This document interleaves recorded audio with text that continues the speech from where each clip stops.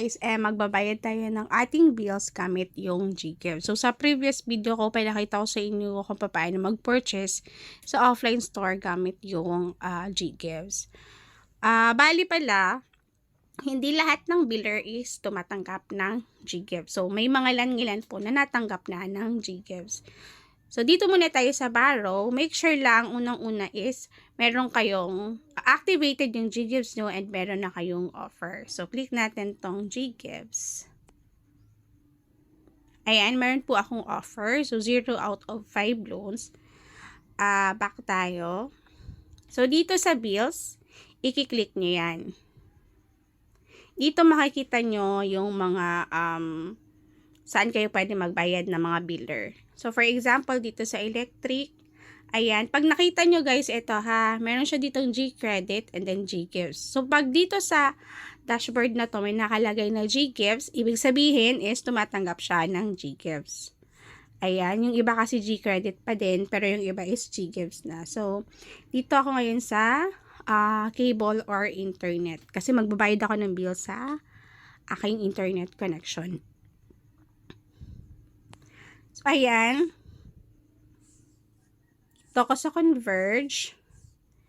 Yung Converge kasi tumatanggap siya ng G-Credit as well as yung G-Gives. Paalala lang po ha. Pwede nyo magamit yung G-Gives kapag kayong biller po is tumatanggap ng G-Gives. So, click natin yan. So, maglalagay ako ng amount, which is yan. And then, yung account number,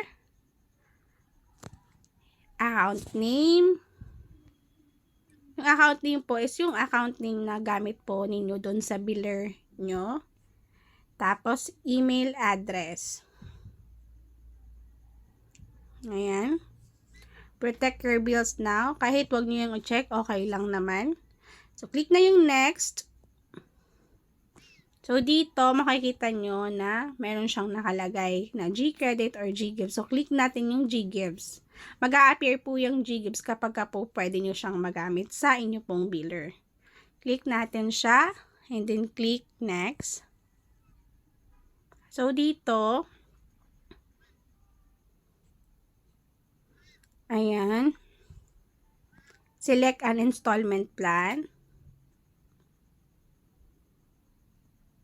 So, hindi siya maklik. So, for 2 months lang talaga siya.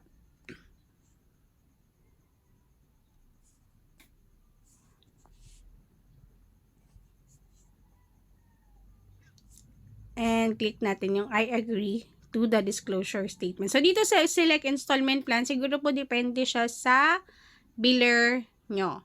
So, dito kasi kay Converge, since nasa 1,500 lang yung amount, so, pinaka-option niya is 2 months.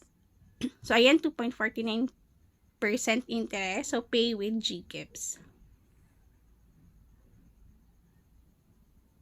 Ayan, payment. So, Converge ICT, account or mobile number. Ayan na po siya. So, monthly hulugan is 792.60 pesos. So, download nyo lang yan na resibo. And then, X nyo na siya. Okay. So, dito tayo ulit sa Borrow. And then, G-Gives po ulit. Ayan, 1,510 used out of 1,000. So, click nyo siya dito sa baba, yung My Loans. Ayan. Makikita nyo na siya.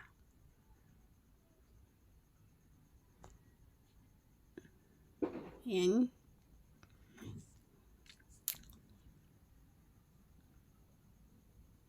So, 792 yung aking due. Back na tayo.